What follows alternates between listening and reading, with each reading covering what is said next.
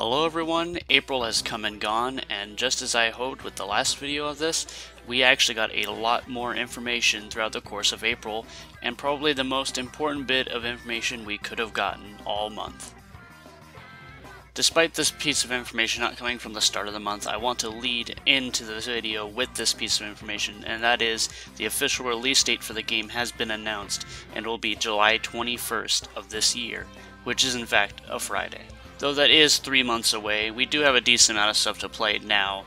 Now that April has ended, we have Mario Kart 8 Deluxe, and then if you're like me, you're playing Puyo Puyo Tetris a lot as well. So it's not like we're going 3 months without having anything to play. So with that out of the way, let's get into the rest of the information for this video. First off, we have the official English name for the map that's kind of like a concert stage, and that is Starfish Main Stage. I'm not even going to try and pronounce the Japanese name, I already tried doing that in a previous video, but at the start of this month we got the official English name. We also know of a new map, and this was actually brought up to me in the last video that I posted of all this information, because that video did get posted on April 1st, and people in the comments were saying that I missed the announcement of this map. However, this map was announced on April 1st, and the point of the videos are to cover the things from the previous month, and I had also uploaded the video, prior to this map being announced, so obviously I wasn't going to cover it. But during the ESL Splatoon finals held over in Europe, the Splatoon 2 dev team decided to announce a new map. And the name of the map is Humpback Pump Track. And people thought it was going to be an April Fool's joke because this was April 1st that this name came out, but it looks like that's the real name. They haven't changed it anywhere. The map looks interesting, and out of some of the pictures we've gotten for this map, we get to see a few of the weapons being used on here, like the splat lanes. We see a brush. We even see a picture that's a very close-up of the slosher, and you get to see an effect that doesn't really go, like, it just doesn't get seen in the actual game itself. And you get to see this little ball-like effect here. And for those that are unaware, the sloshers are actually internally referred to as Big Ball in the game's data. Where most weapons have some form of internal name, the sloshers are referred to as Big Ball in the game's data. This next piece of information, I debated whether or not I actually wanted to talk about it because it isn't really too groundbreaking, but I know quite a few people might be interested in knowing this. But they announced the actual name for the kitten that you see in the test fire and all this footage, and the name is, well, just Lil Judd. So Little Judd is the name of the kitten. And while you might think that that is not very creative, the Japanese name is also not very creative, as in Japan he's just called Kitten Judge. So hopefully some of the other localizations come up with a little bit more creative names, but so far the English and the Japanese names are very bland and kind of straight to the point instead of, being a little bit creative and out of the box when it comes to his name. And now for the real meat and potatoes of the announcements, and that came with the Nintendo Direct portion for Splatoon 2. Unfortunately, the part of Splatoon 2 in this Direct wasn't as long as the ARMS section. We still get a pretty decent amount of information, along with the announcement of a brand new mode called Salmon Run. Salmon Run is basically this game's version of Horde mode, or think of a Call of Duty Zombies, essentially. What we assume is you will fight through waves until you eventually all die, and your goal is to just kill enemies and collect power orbs, and then boss characters will drop golden power orbs.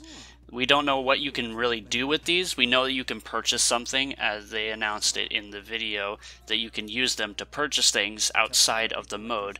However, it's speculated that all the things you'll be able to buy with these power orbs are in fact just going to be related to Salmon Run itself. One thing they are adding to Salmon Run is the ability to revive teammates. Obviously, normally you cannot do this in a normal game.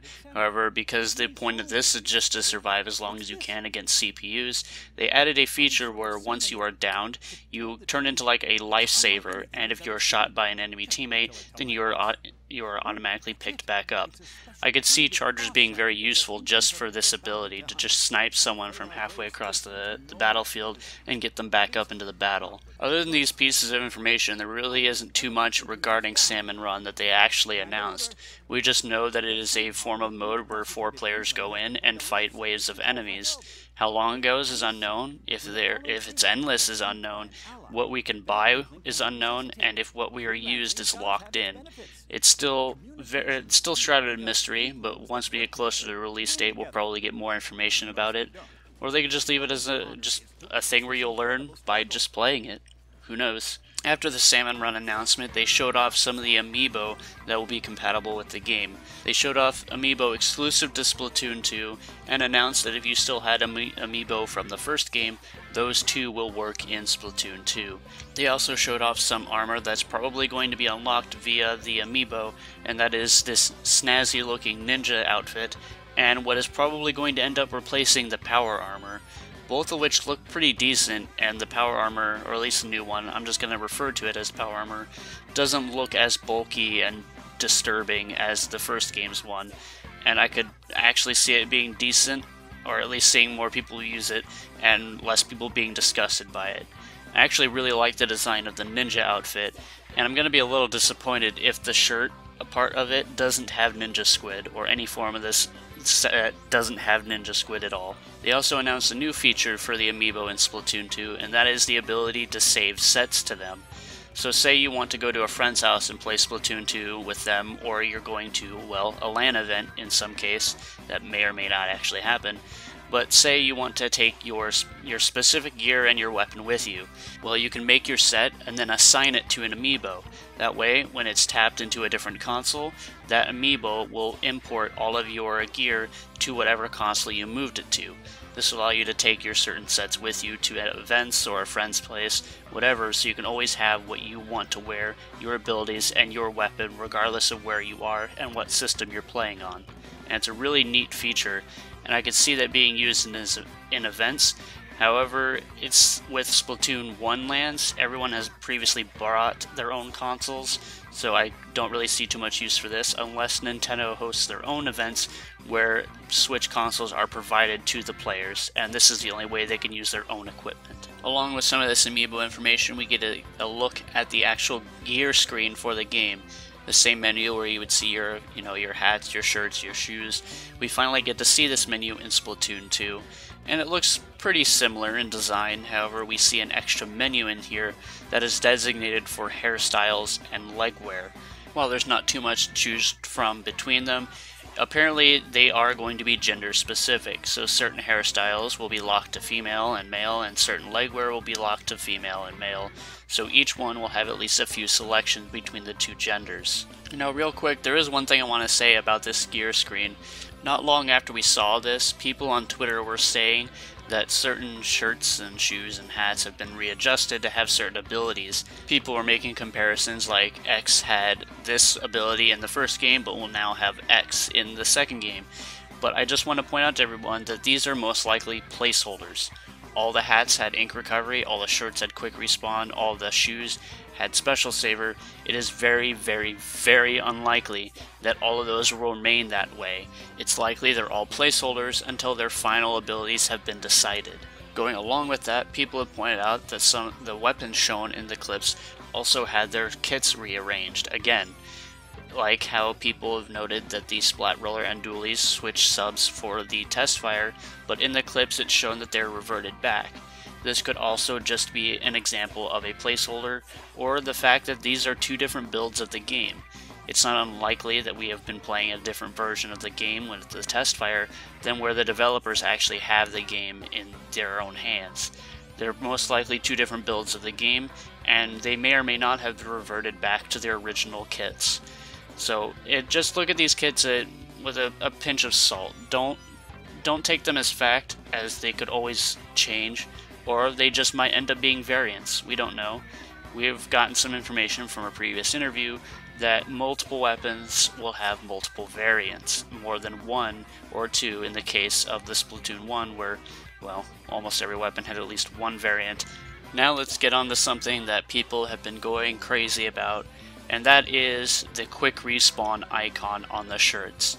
The icon seems to have been changed to show two squids, and now people are freaking out regarding this and wondering if this means that quick respawn has in fact actually been buffed in some way, or there are some people like me that just consider this to be a redesigned icon. We already know that ink resistance has been readjusted and the icon is completely different, so it's not out of the realm of possibility that the quick respawn icon has been adjusted as well, and it is not in fact any different, it's just a redesigned icon. there really isn't too much to say, as we don't really know anything about it. I've been spending this entire month looking for interviews on sites like Famitsu and 4Gamer, but nothing has come up. So it seems to be that there is either the lack of any form of interview being done, or there just really isn't too much that the dev team has to say at this point. But regarding the quick respawn, there are a few possibilities, like some people have speculated that what if it became a shirt exclusive ability to where now you can only wear it if it would require a shirt specified for quick respawn, and the two squids basically indicates that it acts as two mains of QR from the first game, but you can only wear one of it. Or there are some people that have said that what if it means that if you trade, both people get the quick respawn. So if you and someone else die at the same time and you're shooting each other, both of you will get quick respawn from it because one person is wearing it. Or it means that if you're wearing quick respawn and you kill someone, they get the quick respawn effect as well. There really isn't too much we know about it, again, because there's nothing that's been said. But I personally just think it's a redesigned icon, and the fact that it has two squids on it mean nothing.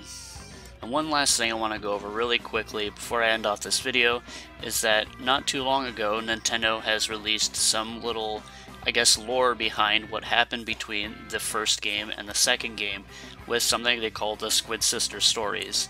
I'm not going to read these, but if you're interested in them, the link to them will be in the description. It's basically a story, or a series of stories, because it'll still be going on until the release of the second game.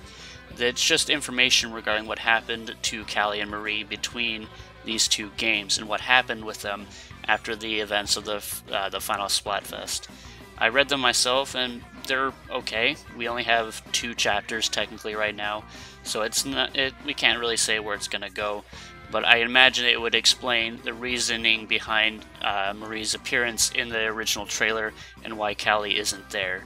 I can already say that it's kind of explained already from the get-go with these chapters, but like I said, I'm not going to read them off, so if you're curious, I will link them below, along with all the other information provided in this video.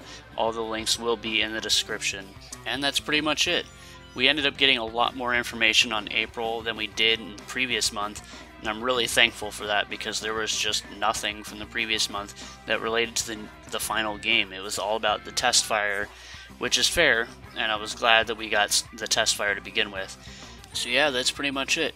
We are 3 months away from the game, so expect the amount of information to increase as we're getting very, very close to its release, and we'll most likely just be given a lot more things through the next coming months. So hopefully this month will be a good month for information as well, and hopefully at the end of the month I'll have some new stuff to provide for you guys, and I won't be scraping the bottom of the barrel like I did last month.